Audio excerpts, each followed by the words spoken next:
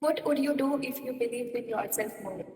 I was reading through a wonderful article, and the write ups literally felt like heart to heart flowing conversation.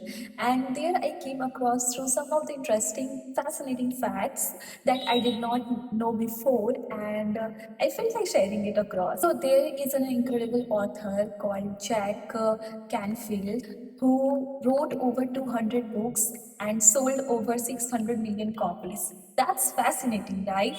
But you know what is more fascinating and caveat here? His very first book was rejected by 144 publishers. So, can you imagine how much unshakable belief it takes to persevere after 100? 143?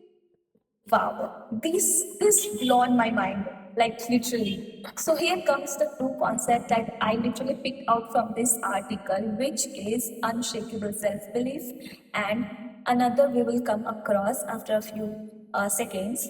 So for any of the persons, it would not be unreasonable to quit after 30 rejections or 50 rejections. And for other people, it would have been very easy to navigate and to say that the book has not that much value to add, so that's why it is not getting approved by the publisher, correct? But Jack Canfield was very assured of that fact and had this self-belief that he has put something very beautiful inside those papers, those chapters, that it will go and it will hit the published one day for sure, right?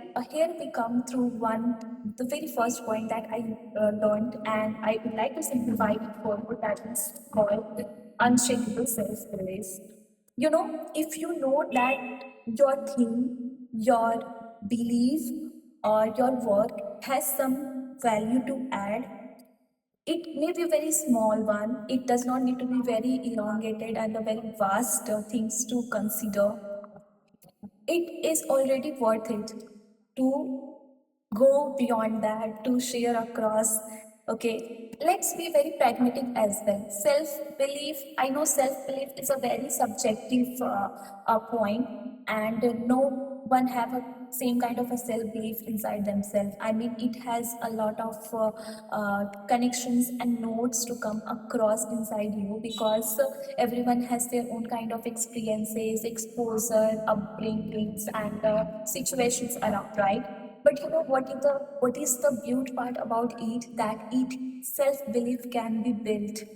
No matter how much do you have today, or how much do you want to foresee yourself in that area, it can be built beautifully at your own pace. And what intrigued me about this to understand if we have the self belief developed about us for any one of the certain things, or doesn't matter for whatever.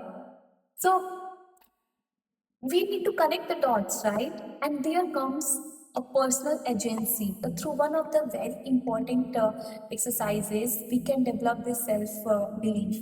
That's called the personal agency.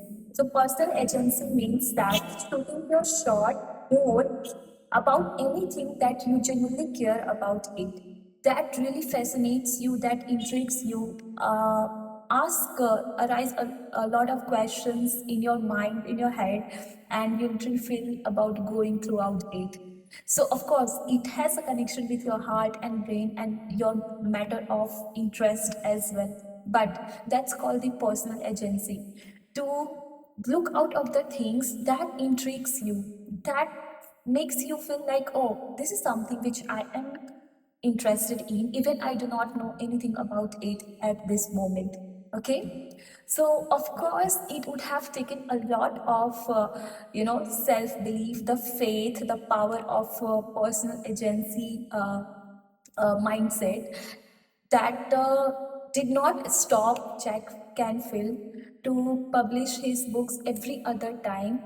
You know, 144 rejections was hell a lot. It has a big count, but it boomed. And he had never had an idea whether it will work on 144 times or not.